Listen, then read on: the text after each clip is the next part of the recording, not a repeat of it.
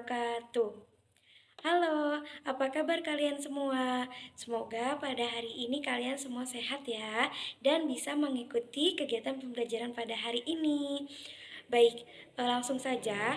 Pada hari ini kita akan mempelajari materi yaitu tentang topik B mengenai melihat karena cahaya.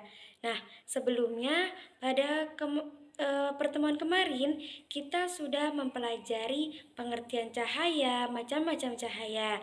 Maka pada hari ini kita akan mempelajari materi melihat karena cahaya. Yuk disimak. Nah, sebelum kita memulai, coba kalian perhatikan pada gambar yang ada di samping ini. Pada gambar di samping ini ada anak-anak yang sedang bermain di halaman rumah. Mereka ada yang bernama Iga, Mila, Bayu, dan Danu. Bisa terlihat di sini Danu matanya ditutup oleh kain dan mereka harus mencari teman-temannya. Nah, bagaimana Danu bisa melihat? Nah, maka dari itu kita akan mempelajari bagaimana mata kita bisa melihat dan mengapa jika di tempat gelap kita tidak bisa melihat. Yuk, kita akan mempelajari materi pada hari ini, bagaimana mata kita bisa melihat benda. Disimak baik-baik ya. Pada topik kali ini, yaitu melihat karena cahaya, akan membahas 3 pembahasan. Yang pertama ada bagian mata dan fungsinya, yang kedua ada bagaimana proses kita melihat, dan yang ketiga ada gangguan penglihatan pada manusia. Pembahasan yang pertama yaitu bagian-bagian mata dan fungsinya. Bagian-bagian mata. Ada bagian-bagian mata yang terlihat oleh kita, namun ada juga bagian yang tidak terlihat. Apa sajakah bagian-bagian mata tersebut? Yuk kita pelajari bersama. Bagian-bagian mata yang terlihat. Coba kalian perhatikan gambar di samping ini. Yaitu yang pertama ada alis.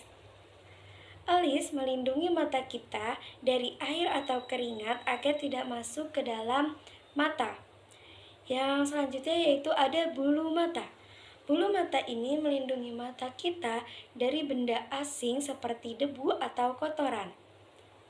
Selanjutnya ada pupil. Pupil ini bagian mata yang berada di tengah iris, yang merupakan celah tempat masuknya cahaya ke dalam mata. Selanjutnya yaitu ada iris. Iris adalah bagian mata yang berwarna dan berfungsi untuk mengatur jumlah cahaya yang masuk ke dalam mata. Selanjutnya yaitu ada sklera.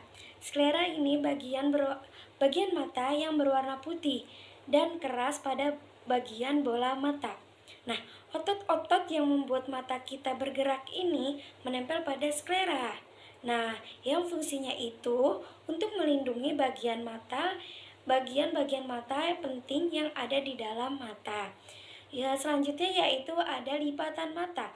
Lipatan mata ini kulit yang melindungi bagian depan bola mata yang berfungsi juga untuk membasahi bagian depan mata dengan air mata di saat kita mengedip. Selanjutnya yaitu cara kerja pupil. Tahukah kalian jika pupil kita ini bisa membesar dan mengecil? Nah, pupil kita ini sensitif terhadap cahaya. Coba kalian perhatikan pada gambar berikut ini.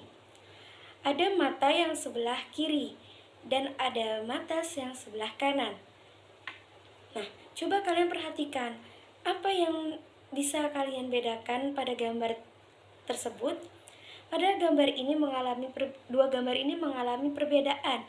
Pada gambar yang di sebelah kiri ini, saat kalian berada di tempat yang terang, maka pupil kita akan mengecil. Mengapa? Karena agar cahaya yang masuk dalam mata kita ini tidak terlalu banyak. Sedangkan pada gambar yang sebelah kanan, mata sebelah kanan ini saat kalian berada di tempat yang gelap, maka pupil akan membesar yang bertujuan untuk memperbanyak cahaya yang masuk ke dalam mata. Bagian-bagian dalam mata. Coba kalian perhatikan gambar pada berikut ini. Yang pertama yaitu ada kornea. Kornea ini selaput bening yang melindungi bagian depan mata yang berfungsi seperti jendela mata, yaitu yang berfungsi sebagai tempat masuknya cahaya ke dalam mata. Selanjutnya yaitu ada lensa.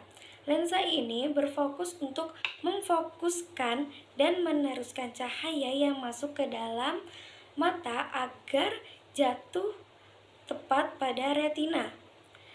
Selanjutnya ada otot siliaris. Nah, otot siliaris ini otot yang di dekat lensa yang berfungsi untuk mengubah bentuk lensa mata kita.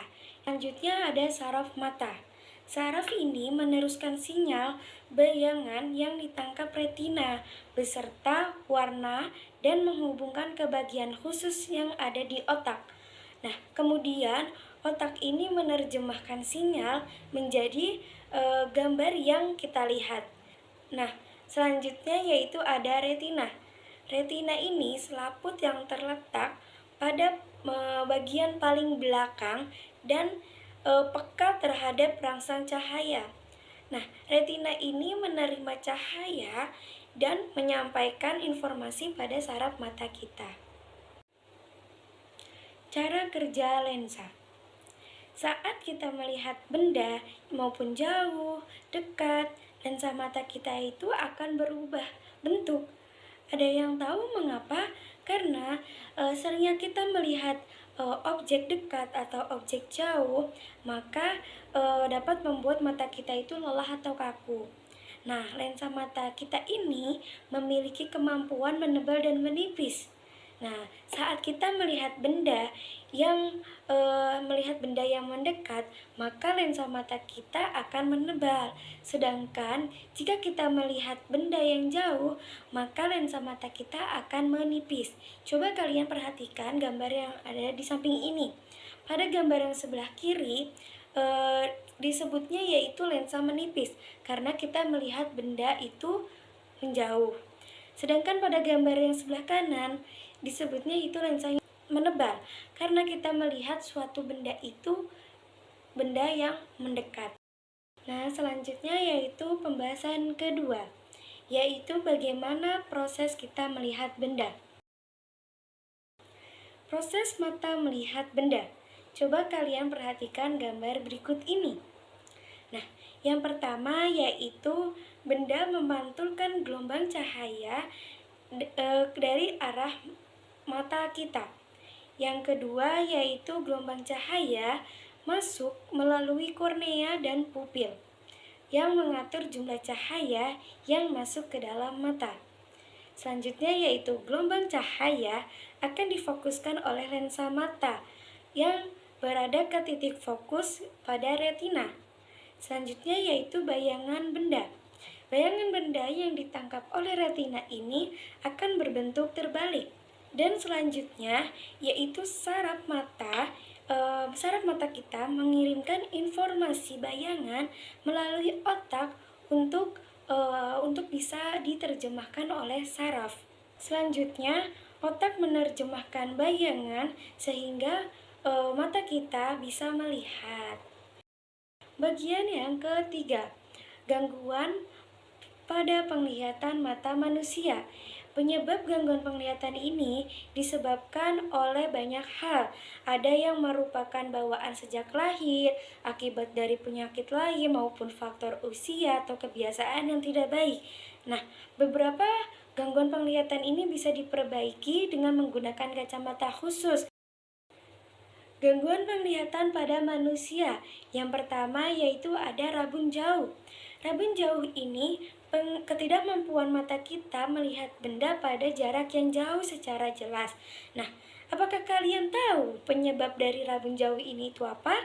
Penyebabnya yaitu ketika kita membaca buku sambil tiduran, membaca dengan penerangan yang minim, atau terlalu lama melihat layar televisi. Nah, solusi untuk gangguan penglihatan pada rabun jauh ini yaitu dengan bisa menggunakan kacamata mata yang berlensa minus. Gangguan mata selanjutnya yaitu ada rabun dekat, di mana penderita rabun dekat ini bayangan akan terjatuh di belakang retina. Pengertian dari rabun dekat sendiri yaitu ketidakmampuan mata kita di saat kita melihat benda yang jaraknya begitu dekat. Nah, penyebab dari rabun dekat sendiri yaitu bisa dimulai dari faktor usia. Biasanya terjadi pada usia 40 tahun atau 40 tahun ke atas. Bagaimana cara mengatasi gangguan rabun dekat ini? Yaitu bisa menggunakan kacamata rangkap atau bisa juga menggunakan kacamata plus. Gangguan pada mata selanjutnya yaitu ada mata silindris, di mana pada mata silindris ini kondisi kelainan lengkungan pada kornea menyebabkan cahaya yang ingin masuk tidak fokus masuk ke retina. Nah, penyebab dari mata silindris ini disebabkan oleh faktor ketika kita melihat televisi atau membaca buku dengan posisi miring, atau bisa juga dengan faktor keturunan. Nah, solusi untuk mata silindris ini yaitu bisa menggunakan kacamata silindris. Nah, itu tadi penjelasan materi pada hari ini. Kalian bisa membaca ulang kembali pada buku-buku yang sudah disediakan di sekolah. Tetap semangat untuk belajar. Sekian dari saya. Wabillahi taufiq wal hidayah. Wassalamualaikum warahmatullahi wabarakatuh.